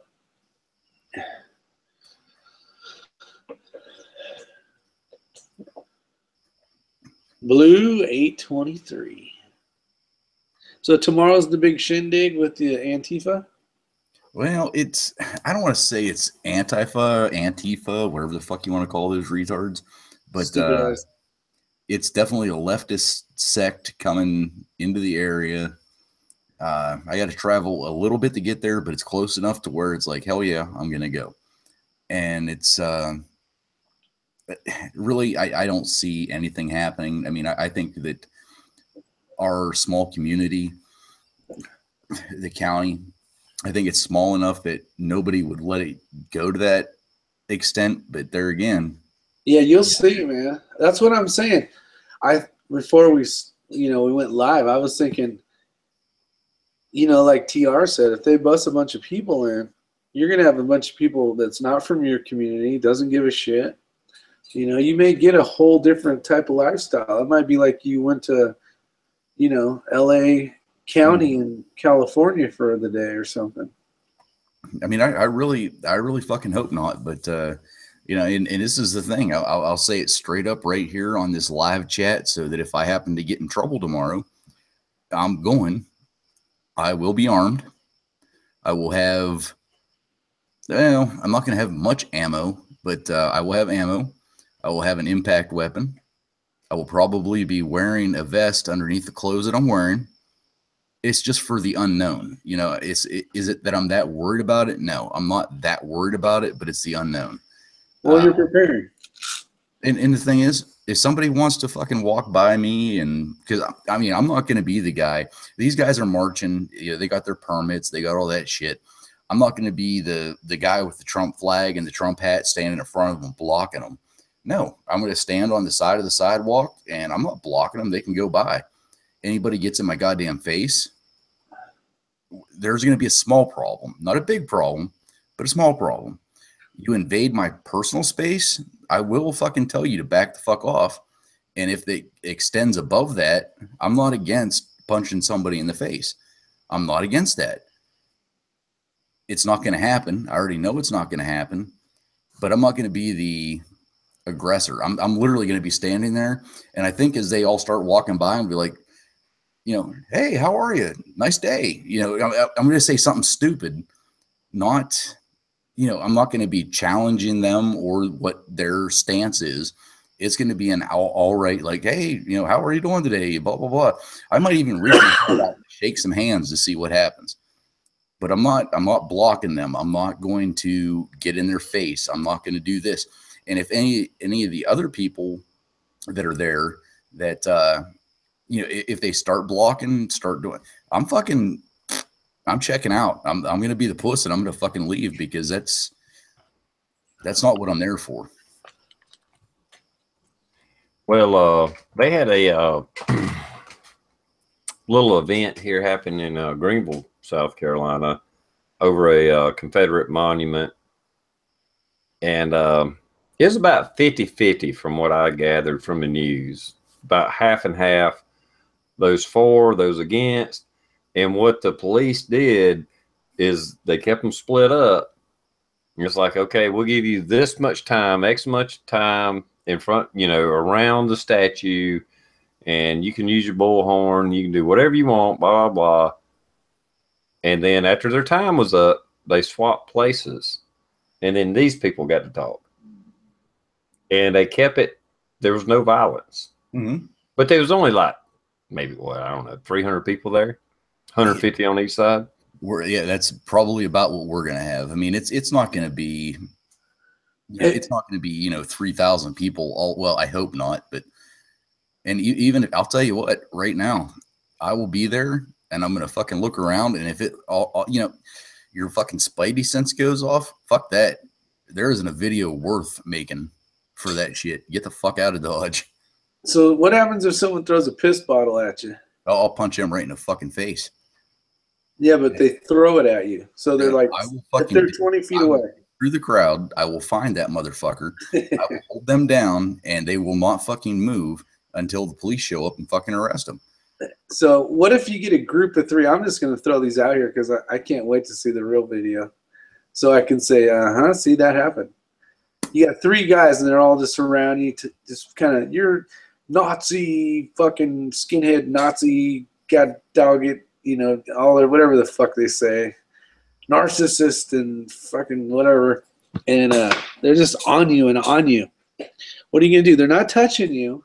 As long as they don't fucking come in, and the first motherfucker that touches me, that's gonna be the first mistake. But it's gonna be, I'm gonna defend myself if it happens, which I don't see it happening. Absolutely not. But I'm not fucking walking away. I'm not. There's no way. If somebody fucking comes up and slugs me in the fucking head, it's going to hurt. I already know it's going to fucking hurt, but it's going to hurt them a lot more. And so it's going to be ASP. Well, what's it going to take to get the ASP out? Somebody, basically physical contact. And I'm not talking like the push on the shoulder, like, fuck you, Trump supporter, fuck you. Just move along, you little fucking pissant. It's going to be the person that wants to start something. I will not, I guarantee you, I will not be the person to start it. I will have at least 3 different forms of video on me and an audio recorder that's in my fucking pocket because I'm on a public street, so I can record everything. So, even if like my phone ends up missing or something else, you're going to hear everything that transpired before. I mean, it's protect yourself, protect myself. But there again, I'm not that worried about it. I'm really not. I think at the smaller towns or cities, like you're talking about, I think more of that shit goes on than we even know about. Because if you wasn't here telling us about it, we would probably never know about it. Right. But these ones that like Berkeley and the bigger cities and stuff, that's the ones we're seeing. And that's the ones that are busting in people from 3 states away. One of the last articles I just read, this woman got fucking stabbed in the neck by Antifa. Antifa. I shouldn't say Antifa. I hate saying it because that's what they want to be called. But it's Antifa. Which is an oxymoron because they're fascist against fascist. I don't fucking get it. Anyway, but yeah, they stabbed this chick in the fucking neck, or one guy did, and it's like, what the fuck? What the fuck? I'm against and it was like a prayer. some kind of prayer, something, prayer for peace demonstration or rally. Prayer for peace. Oh, I don't like that. Let me stab you in the fucking neck and kill you. What the fuck is that? Makes no sense. Where was the media on that? You know what I seen that on? It was like alternative media, and I seen the fucking chick laid out, fucking blood around her fucking head and shit like that. CNN wasn't fucking covering it. Or if they did, I didn't see anything about it. NBC wasn't covering it because it was the alt left that was attacking the alt right. They don't want to show that. They're getting better at it, but they're not showing it as much as it's really happening because we're all fucking white supremacists. Yeah. That's the one thing that I hope I can guarantee everybody. If it does go down like that and somebody ends up fucking stabbing me somewhere, that motherfucker is going to be dropped about no more than 10 feet from where I'm at. I mean, that's, it's not going to go that way. I don't have that mindset. You know what the news report's going to say? Cop shoots fucking kid that got a free ticket out of his basement. That's what the news. It's going to say. The headline's going to say. It's going to say bald cop that shaves head who has flags in his garage came here to start trouble. But that's not. That's not what I'm doing. I want to go for one just to see it. I want to see what the small town that I'm going to what they have to offer. But I really, I mean, I don't care what side they're on. I really think that if it got bad enough or if they had a couple people that were, doing shit they shouldn't, I think that whichever side they're on, that side would shut that person down. And crazy. I'm not against if somebody is standing next to me or standing two people down, hauls off and fucking slugs somebody. I'm not against that. Fuck. Right there, that's a motherfucker right there. The other dude did absolutely nothing, walked by, this motherfucker slugged him. All right, so you got a group of them now, Blue. You're sitting there with your flag, you got your red hat on, and then the building right next to you, three of the guys break in, and they're starting to catch shit on fire. What are you going to do? I've been very clear about what I will do in an arson. In the state of Pennsylvania, an arson is a forcible felony. So if somebody lights up a Molotov cocktail, yep, everybody knows what a forcible felony is. Shoot him in the face. I didn't say that. Neutralize the threat.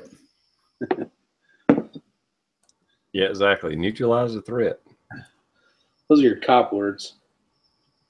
No, well, that's actually, I mean, even as an American citizen in a state like me, and I think you live in, Rick. No, you're supposed to say, I was worried for my life. No, you feared. I feared. I guess I had to practice, huh? I did have a beer today, which, But at the same time, I don't know exactly how far. I can protect somebody else's life. I can't say that I can engage in somebody destroying property, but it don't necessarily give me the right to shoot them. But far as a person, as a citizen, I can use deadly force to defend anybody I want. Mm-hmm. Period. If a guy's trying to rape a girl, fucking steal a child, to whatever, I don't give a shit what it is. A guy just, with a baseball bat beating the shit out of another guy, I can fucking shoot him to defend the other guy's life. Period. And they can't even fucking arrest me for it. Oh no, they will. Well, I mean, I'm sure they'll take me in, but I'm just saying. If you're detained, you will lose your firearm until that investigation is complete. Yeah, I will be detained and all that, but I mean, literally, I've heard of cases of women shooting their fucking husbands. They didn't even take her to fucking jail. They didn't take her to a fucking police department. They do a questioning. Okay, yeah, okay, this is what happened. All right. Well, you can't leave the state. and we may come back, you know, and then fucking leave.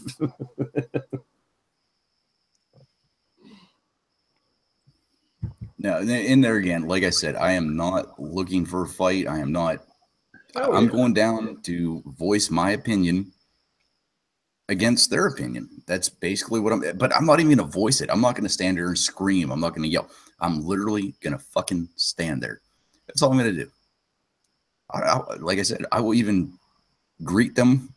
I'll put the handshake out. I'll do all that. I don't give a shit. It's their right. They, as far as I understand, they have the permit to do their little talk and then their little march. Hey, have at it. You know, I've gone to a couple, you know, open carry walks and stuff. Nobody, well, maybe it's because it's open carry, but Christ, the last open carry I went to, we were in the park, and it was kind of funny because it was the same weekend as prom for the local high schools. So there's all these gun-toting, I'm just going to say it, gun-toting rednecks standing there talking about, you know, the Second Amendment, you know, this is our right, this is this. And on the other side of the fountain, which is literally like the border, there were kids taking their, you know, high school prom photos with the fountain with all of us gun-toting rednecks on the other side of it. And a couple of them actually came over and got some of the pamphlets, and, you know, they started talking to the guys that were in charge and stuff. I mean, it was, you know, in our town, that's what it is. So. Well, that's good. I'm glad to hear those towns are still there. I know the town I grew up in, when I was a teenager, people still had gun racks in the back of their damn truck windows. And when they went into the grocery store, they might have a shotgun and a 22 in a gun rack with the window down, and they went in and got groceries and didn't even think about nobody stealing shit, you know? Well, no, you know, they'd still, if it wasn't locked up and hidden, it'd still be stolen around here. But well, I'm just saying, you know, at least there's, you know, at least it's okay to talk about it and shit like that. Oh, look, one of the trolls are actually starting to talk. Holy crap. They were earlier, but we just fucking just ignored them. Well, they got ignored and then deleted and banned, and I'm sure they got 100 fucking different accounts anyways. Hey, thanks for the thumbs down. Yeah, just let them go. Let them talk. Let's fuck them. Until they cross the line, the little bullshit comments, you know, fuck them. Well, according to Greg, they did cross the line. So they got terminated. Oh, man. TR, if you're not working tomorrow, you gotta get up at 7 in the morning and drive north. Just because. Fuck. And drive north all day long.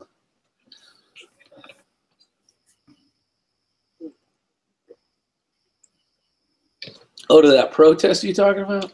Yeah. Shit, you have to leave right about now. I'll tell you what, the thing is, though, you have the bald guy and then the guy with the mohawk. Guaranteed, if there was people bust in, we'd be punched in the face just by the way we look. Speaking of which, no, actually, I'm going to rescind that. The guy that had the fucking shaved side with the swoop over haircut, he made that fucking story up that he got attacked based on the way he looked. So I'll rescind that comment. It's a live chat. You can't rescind shit. It's out there, but it's out there. All they'll do is take that one little part you said, cut the other part out. You know, I think I got discriminated against today, actually. Probably not, but it could be easily took that way. Me and a buddy of mine went to Hardee's to get, you know, we was at work. We was like, okay, it's break time. Let's go to Hardee's and get a biscuit. We went through the line. Like 4 people behind us ordered, and we didn't order anything. It was just fucking biscuits. You know what I'm saying? And they all got their food, and we stood there another like 10 fucking minutes before we got ours. And it's like, really? What the fuck was that? Now, is a biscuit really just a biscuit? Like, I'm still learning this Southern stuff. Or does it got a chicken something in it, or what the fuck you I talking mean, it's on the fucking menu. Steak biscuit, sausage biscuit, you know. We didn't order nothing special. I didn't know if you ordered just a biscuit. 4 people behind us, you know, ordered a biscuit, got it within like 30 seconds. We stood there. I ain't shitting you. We stood there 15 fucking minutes before we got our shit. And was like, why? What the fuck is this? They don't make them until you order. I don't know. Yeah, that But they ordered 10 minutes behind us, and they still got their shit before I did. I can see you're frustrated, TR. that actually happened to me less than 2 weeks ago. I went into pretty much the same thing. It's that you know that it's a gas station, convenience store. They make food, and I went in and I fucking ordered my food. I went up and paid for it, and the guy I was working with showed up. He got his food, and he was like 3 minutes behind me, and I'm fucking standing there, call his number, and he fucking walks out, and I'm standing there, fucking like TR said, 15 fucking minutes. I'm like, God damn. So finally I was like, hey, I walked up, I'm like, is my food done? And they're like, oh, no, not yet. And they made me wait like another like 5 minutes or something. And I was to the point of getting a little pissed off. So they finally called my number. I went up, got my food, went back to the station. I started eating it, and the fucking asshole that I was working with, which is the guy that I would never expect this from, paid the cashier, gave her a $5 tip to hold my order for 10 fucking minutes. Really? You cocksucker. And if you're watching this chat, I will get you. That's fucked up.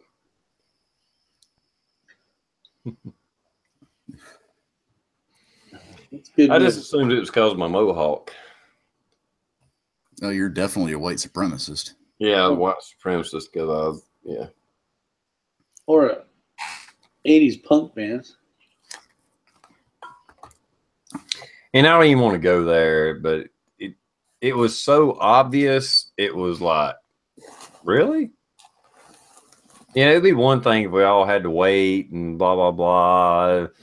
You know, oh, I got to cook this. No, we ordered plain Jane shit, you know, and it was like, really? Yeah, that's horse shit. Yeah.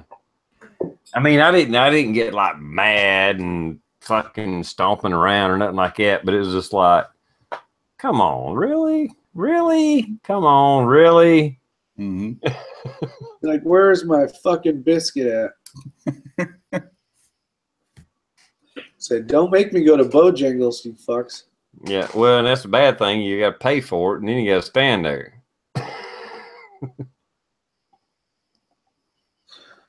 Yeah, exactly. Because they don't really give a shit at that point. They don't get you damn money. But it was almost obvious, and it was just like, we kept looking at each other and was like, what the fuck?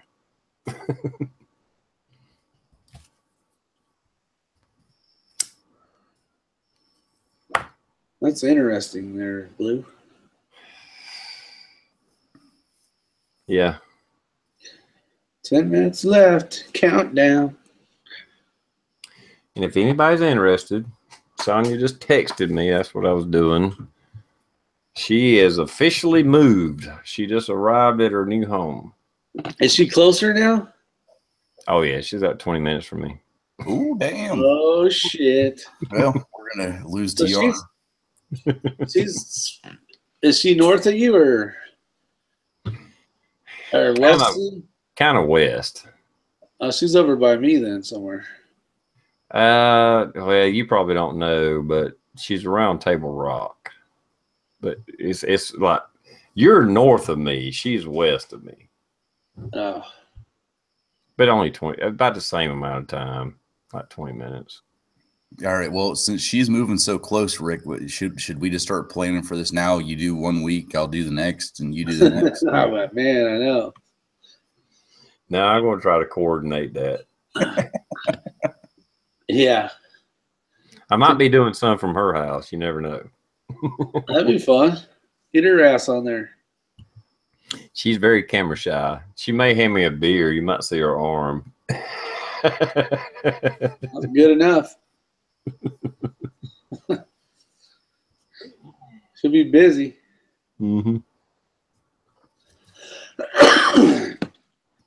That's 20 minutes compared She did to. threaten. She was like, well, not threatened. She's like, maybe I should put something sexy on, and I'll just come in, and all they can see is my boobs in my sexy outfit, and hand you a beer. And I'm like, that'll work. That'll work. That'll get the viewers.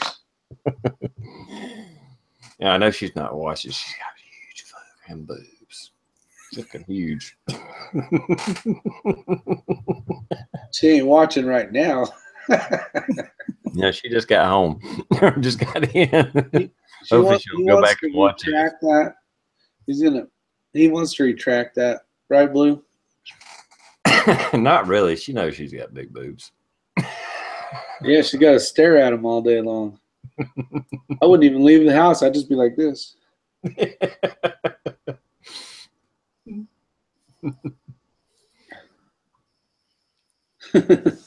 Yeah, it boosted ratings, Scotty. I actually got to meet WTF SoCal's wife. She's a great lady.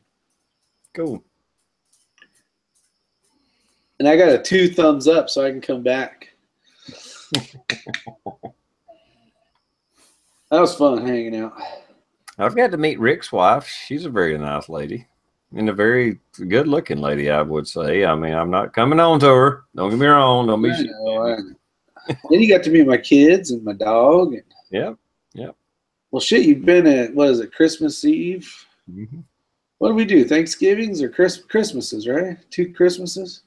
Yeah, I think we done 2 Christmas or Thanksgiving and Christmas. I don't know. One of the two. Yeah, a couple of them anyway. Yeah, I think it's 2 Christmas Eves or something. Yeah. That was the night somebody broke out a guitar, right? Yep. Oh, yeah. A little Bomba action, I think, is what we were playing. Oh, and you got fucking closet fucking guitar slaying WTF SoCal. Oh, really? He can play guitar too? He's got like he's got a quite a little collection there. We didn't play while I was there, but sounded like he knew what the hell he was talking about. So it was, yeah. I think maybe next time I'll try to convince him to play a few songs. Guitar Hero, Blue. That's all I got. Okay. Better than nothing. I'll tell you what, the chat versus the live has got to be synced up because I literally like hit enter and within a second you commented on that. So yeah. Yeah, he likes the good stuff. Oh, Metallica. Yeah, Rush. He's a music junkie. As much as he likes his firearms and his cooking, which he makes outstanding food as well, but he's big into music. He says he's more into music. What did he say? I don't know if he said it that way. He's just as interested in music, or if not more, than firearms. So that'll tell you something. It's good times, man. damn, we're into the last 5 minutes. Nobody's asked a single question that I've seen. Usually now they're like pumping them out, like, what do you think about this? Blah, blah, blah. Well, it's because we killed all the trolls off. Oh, that's true. Oh.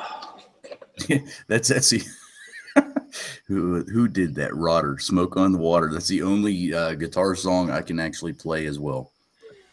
I can't even play that one. Yeah, I mean, if I practice and practice and practice, I learned enough about guitar to know that I'm not going to spend enough time on it to freaking worry about it, because I ain't got that much time. I'm doing this and this and this and this. This is going to take way too much more of my time than I can put into it. I got a pretty nice guitar. It's just sitting right there. I can see it right now. But I have practiced and practiced and practiced, and I can finally learn a song. But it's like, yeah, this is just way too much more time that I could. I think I'm tone deaf. I am too. I enjoy playing it, but I suck at it. Yeah. You know what the worst thing is YouTube. Fucking YouTube is what killed it for me. When I watch a 5-year-old fucking shred Eruption on a goddamn electric guitar and I can't play fucking anything, pisses me off. I've been playing as long as he's been alive. And it's like, fuck you, you little monkey. Kick your ass. Let's see. I'll show you what I got. Hang on a minute. Yeah, rocking out. Blue, you sing and I'll do the drums. Nobody wants that. Ain't nobody got time to listen to that. Oh.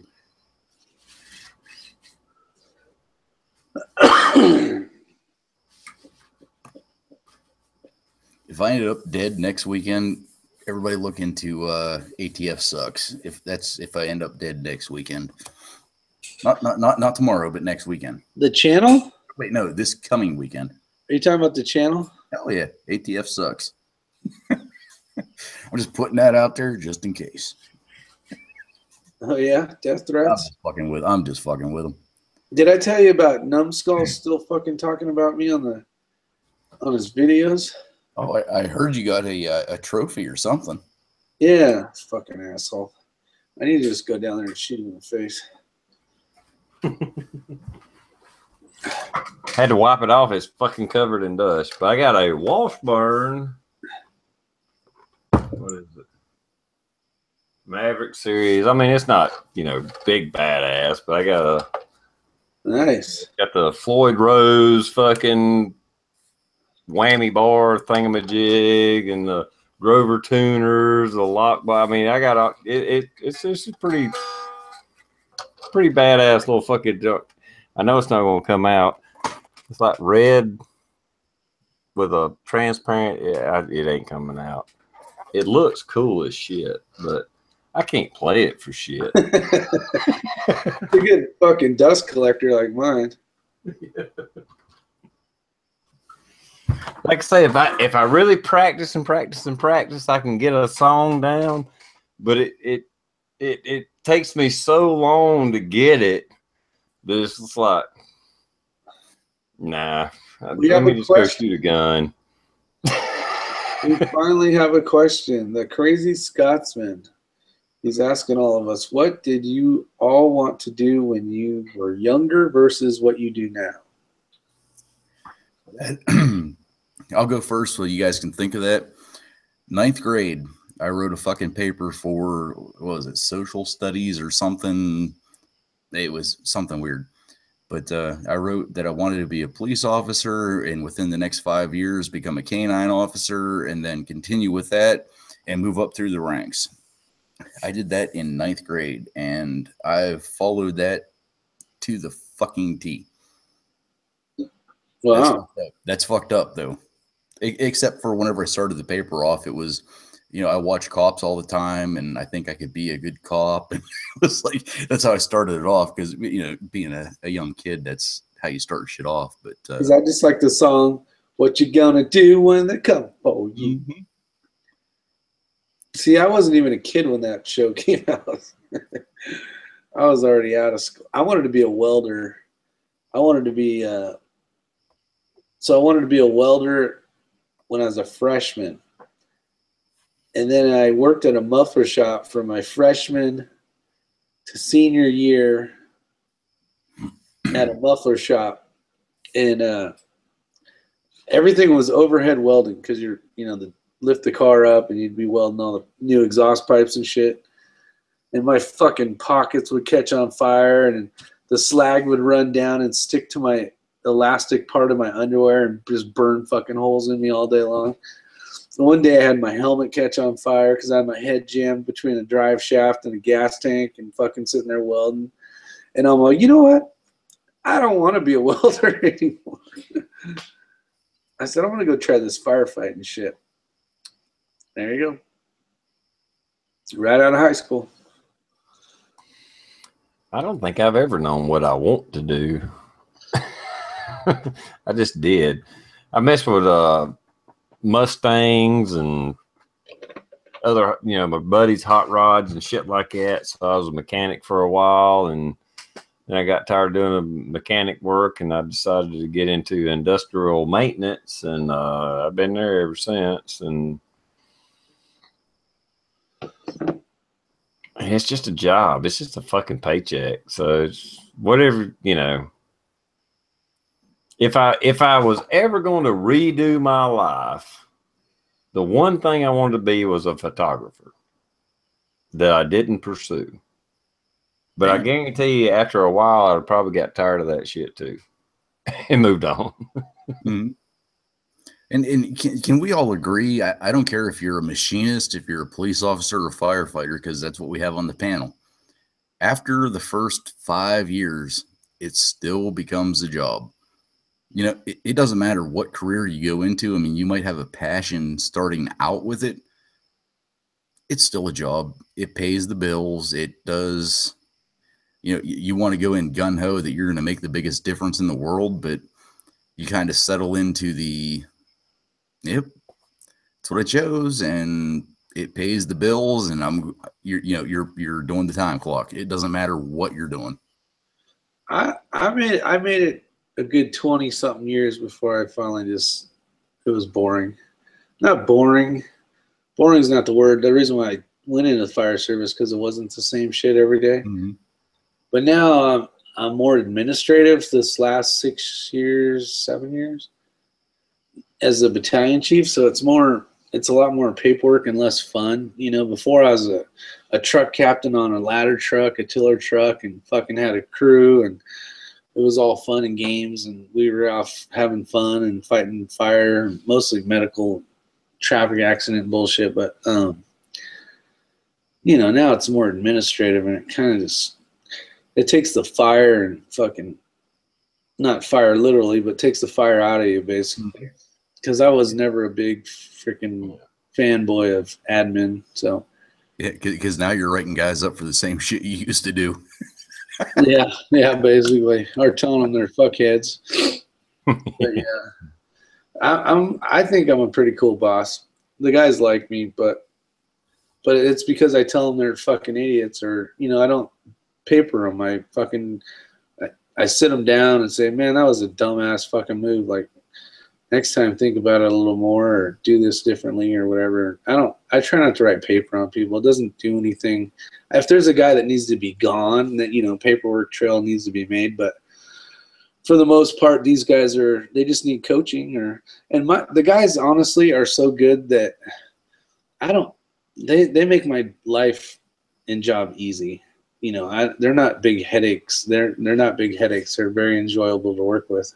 Well, I think in even in Blue's profession, but I know in yours and mine, which are completely fucking different, but there's technical shit that has to be done, and like I said, to a certain point, yours as well, Blue, and you can give people shit and direct them. I don't know. It's probably a little different. It's not necessarily life and death in my profession. I mean, you can do stupid shit and chop an arm off or get killed if you're fucking doing some stupid shit. Don't get me wrong, but it's not as much as yours, Rick. Basically, we just fucking give them hell all day. Mm. The new guy that comes in, we just joke around all day. But when it gets serious, okay, you got to do this and this and this. And when it gets technical, we, show them the ropes. The rest of the time, going on. I don't know. I don't know where I was going with that now. But I'm just thinking of the guy we got now because his wife is Thai. So we all started talking. Every time we walk around and we're like, we fuck you long time.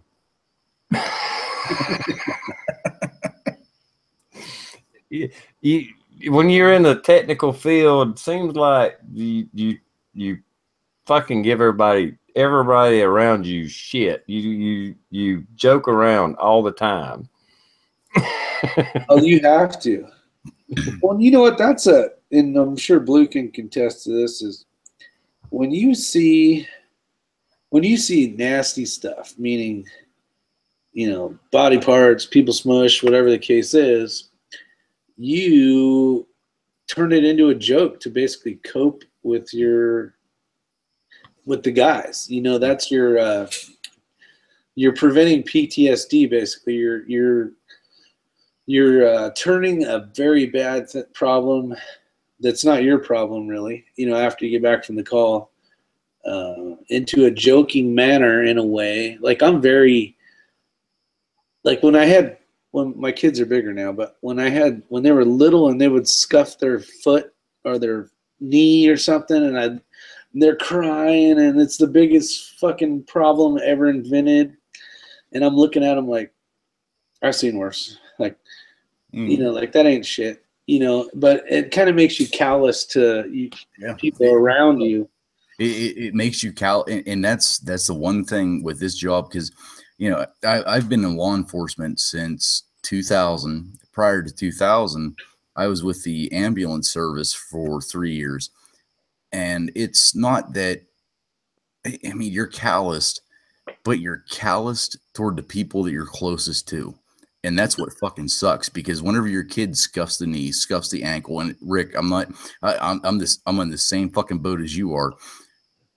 You treat your kid different than the kid that you go to that call for, because totally different. There's a lot more "suck it up, buttercup" in my house than you'd ever see at the call. But looking back in retrospect, I mean, that's the time our kids need us to be the I don't want to say the soft parent, but the parent that cares, the parent that does this, the parent that does that. Because, I mean, there's been times my kids have gone up in trees. They're like 4 feet off the ground, but they're like 5, 6 years old. And holy Christ, they think if they are going to fall, they're going to die. My response to that is, hey, you got up there. Let's work to get you down. You do it yourself, but you're going to get down. If you were to get to a call where a kid's, 20 feet up 20 feet up a tree, you climb up that goddamn tree without even thinking about your own safety, and you grab that kid and you get them down, and you don't even think twice about it. And, that's the one thing in my career that I wish I could take back is you can never leave work at work. I mean, that just does not happen. But I wish I would be, whenever my kids they're getting up toward, 10, 11, that age. But I wish I could take back some of the hard lessons. I don't want to say hard lessons, but, the scuffed knee, I fell off my bike, I did this, I did that. Because it's, I found myself showing more compassion for other people that I don't want to say I don't care about, but, they're not my family, versus my own family. And it really does. It hurts that. I don't know the right words, but I know I know you know what I mean. Yeah, and it does suck. And my wife kind of looks at me like, really? Yeah. And you said it perfect. We take care of people we don't know better than the people we love and know. Yeah. But to a certain extent, don't we treat everybody that way? I'm nicer to strangers than I am my family or friends. Mm-hmm. Yeah. I mean, we go over the top, when we're at a call. Yeah, well, yeah, it's a different situation with you guys. Don't get me wrong. I'm just saying that. But I know exactly what you're saying, because I do it to my wife a lot, which sucks. I am nicer to people I don't know than, where I would say something. I mean, I can't come up with an example, but because she'll say, hey, and I'm like, man, you're totally right. Like, yeah. And even that's hard to say.